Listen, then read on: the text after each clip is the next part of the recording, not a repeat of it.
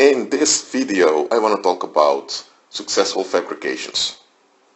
I often hear people say, well, history is a set of lies agreed upon anyway. Some people credit this quote to Napoleon, but Napoleon himself, well, I have very much doubts about that figure, but okay. About historical fabrications. When it comes to human history, it is very difficult to make up a history out of thin air. Why is that? Because the present, which is the outworking of the past, will always testify whether your story adds up or not. So, for you to fabricate history, you need to make sure that your fabrication contains 90% real facts and only 10%, not more, only 10% a twist of the facts. The best fabrications are historical facts used in a narrative in which the facts are twisted, so that when people hear the story, it's believable onto them because there are facts involved, but there's a twist given to the interpretation of the facts, because human beings interpret things. There's nothing wrong with that. So what you want to do if you want to fabricate history is you give the interpretation. You don't wait for people to make the interpretation themselves. You give them the interpretation. And the interpretation will always involve a twisting of the facts somewhere. So you give them real facts, but you twist them in your interpretation. So when people then receive the message over and over again, they will believe in it, because they will look at the facts presented in the story and the facts add up. So they think that the whole story adds up. And that is a deception. Look, let's say, I'm going to give an example. Let's say you have this, okay, I'm going to give a parable. You have John. John meets Celine. Celine is attractive, young female, and Celine often sends him text messages. So John thinks, well, she may be interested in me. But then Bart, a Dutch friend of John, tells John, John, how old is that chick? And John tells Bart, well, she's 26. At least that's what she told me. And then Bart tells him, are you sure she's only 26? And then John was thinking, why do you think that, Bart? And then Bart told him, John, the behavior of this chick is a bit suspicious. I mean, you met her twice, and it wasn't even a real meeting. She was a customer at your store, and the first time, and the second time you were out having lunch with some friends and you walked by. And then you talked with her and you exchanged your business cards. And suddenly she's all over you, texting you all the time. This is a bit weird. And then Bart looks into the case. And then Bart tells John, ask her what she did between ages 20 and 23.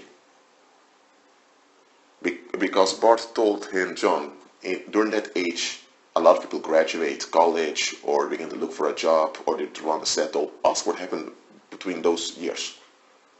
So John asked it in a text message, and she gave a whole story of how she was abused by a boyfriend and that she ended up having to get away from town and all of that. A whole sad story came out of it. And she graduated at age 24. And indeed, she had a diploma for accountancy. So that's true. And indeed, she had pictures that she could show of the house she lived in at age 22, where she moved. So she handed him facts. And the facts were, you could check them out. So John told Bart, you see, Bart, there's nothing wrong here. But then Bart still felt like something didn't add up here.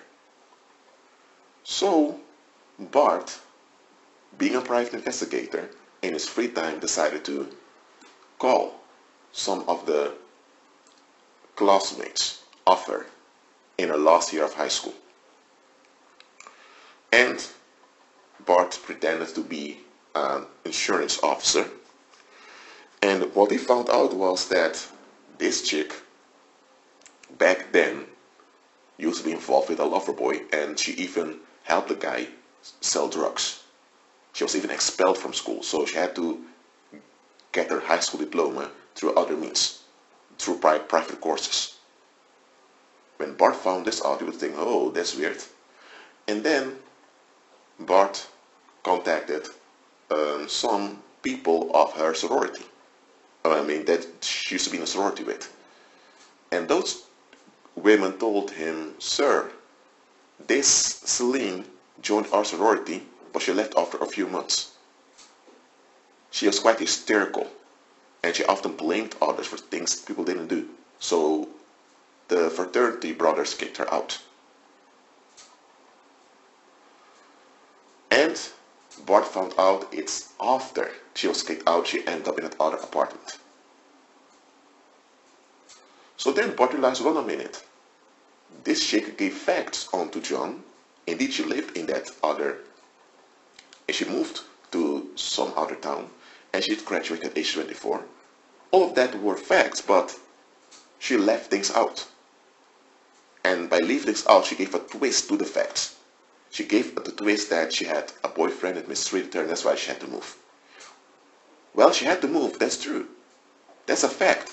But the truth was, her moving out of that sorority apartment was due to her stealing from people over there and blaming those other people. So, this Celine, who was a covert narcissist and a deceiver, uses facts to blur your perception so she can get what she wants from you.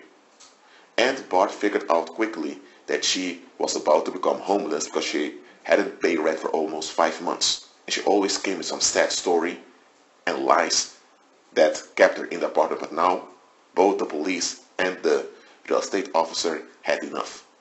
So she was really looking for someone to move into because she only had 2 months to get out of the apartment.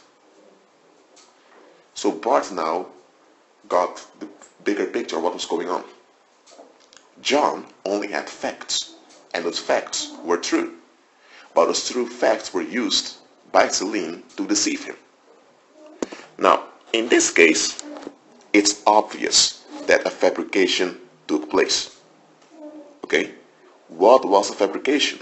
The fabrication was that she was the victim, that some boyfriend mistreated her and that she had to flee domestic violence. Well, in reality, she was the one being domestically violent on her sorority sisters, and there were men from a near fraternity that kicked her out. So, in this story, it's obvious for private, personal reasons, this Celine fabricated history. She couldn't just make up something out of thin air. She had to stay close to the facts. But she only fabricated it by twisting the facts. But because of her facts, you thought, okay, she's telling the truth. By giving true facts, she lied to John by giving true facts. This is also a form of deceiving. Now, it often happens out there within intimate relationships that people withhold information, often related to their ex-partners or to their relatives. Well, people do such stuff. Now, I'm not going into that subject now. Whether someone has legitimate reasons to hide something or not, this is not relevant for this message. What I'm pointing out here is that it happens out there when it comes to romantic relationships or to marriage partners or to friendships. Also in business, it happens that people fabricate history just to hide things. Often it's things that they know very well, if this comes out, I will lose advantage I'm looking for. Or I may not have people treating me the same way. People will not see me the same way. And if people don't see me the same way, they will not treat me the same way. Covert narcissists know how to blur your perception so you will perceive them in the most possible daylight possible, so you won't capture their exploitative attitudes. Because they know very well that you will not take their exploitative attitudes. That's why they need to use facts to blur your perception. Now, do you seriously think that the pagan rulers of this world don't do the same? to the population that they rule over. When it comes to history, they give you facts. If some battle happened in 1581 between the Portuguese troops and some Dutch troops that were located somewhere in what do they call Indonesia, then that battle happened. Okay, those men fought there and they died. You can find documents in the Portuguese archives that report about it. You may even find Chinese documents in Chinese archives that documented what happened, because some of the survivors of that battle were Chinese migrants that lived in the neighborhood, because those men also looted around there. So that battle in 1581, it happened. But then they will give you a twist to the facts. They will tell you the Portuguese were oppressing the people and the Dutch came and set the people free. Now that is the twist they give to the facts. The fact is that battle happened. Okay? And then you will have the present day Malay government telling you that the Portuguese were ruthless merchants. The Dutch came just as ruthless, but the Dutch were more favorable towards us. Now, why would the Malay politicians make such a twist to the fact? Because, let's say Malaysia, for their economy, depends on business contracts with many Dutch firms. In this case, they want to give a pleasable reputation of the country to the Dutch entrepreneurs. That's why when it comes to ugly historic facts, they will give that twist just to give the country a good image to the Dutch, to benefit in the present. Now what really happened in 1581 was that the pagan rulers decided that a blood sacrifice had to take place so that the Dutch pagans could take over a Portuguese colony. That's how it goes in the pagan world. They do things through rituals. So you had an admiral, a Dutch admiral, who worked for the pagan rulers, and he was instructed to sail to a Portuguese colony and to initiate a fight on sea. At the same time, letters were sent from the Portuguese aristocracy to a Portuguese admiral that was in the Portuguese colony in the East Indies, that soon a Dutch admiral will arrive and he will initiate a fight. So when the Dutch ship came, the Dutch admiral secretly met with the Portuguese admiral. They shook their hands and they discussed how the ritual would play out. And they also decided who was going to win the fight. So the fight began. The soldiers thought it was a real fight, and they fought and many of them died. So it was an orchestrated fight in which the outcome was determined beforehand. But the loss of lives were real. And the plundering by the angry soldiers on the locals was also real.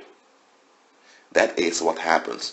And after that, the Portuguese packed their bags, left, and the Dutch took over. That is what happened. But the bigger picture of what happened, the pagan rulers will not tell you. They will give you the fact of what happens there, but then they will let the locals give a twist to the facts. That's how they fabricate history. You don't fabricate history by saying, for example, the Chinese colonized New Zealand. While when you look at New Zealand today, they speak English. The flag reveals that they were part of the British Empire, and the Chinese population is very low. And there are no visible traits that reveal that the Chinese were ever there as a maritime power. And then you look at Chinese history itself, they didn't even have an enormous navy to begin with. So how can it be that Chinese didn't have an enormous navy, yet they colonized New Zealand, and there is no visible reflection today that it was ever Chinese territory? So that would be a fabrication out of thin air, and such a fabrication will not last. Okay? To fabricate history successfully, you need to remain close to the facts And the only fabrication you give is that you twist the facts. And you can twist the facts a lot, as long as you have real facts that you're twisting. Not alternative facts, not made up stuff. You need to have real facts that people can verify, and you twist those. Okay? So, next time you find people doubting history, ask yourself the following question.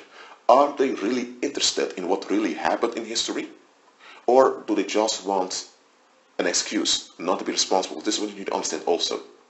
When there is confusion, when things are not clear, people can use the confusion as an excuse not to be responsible.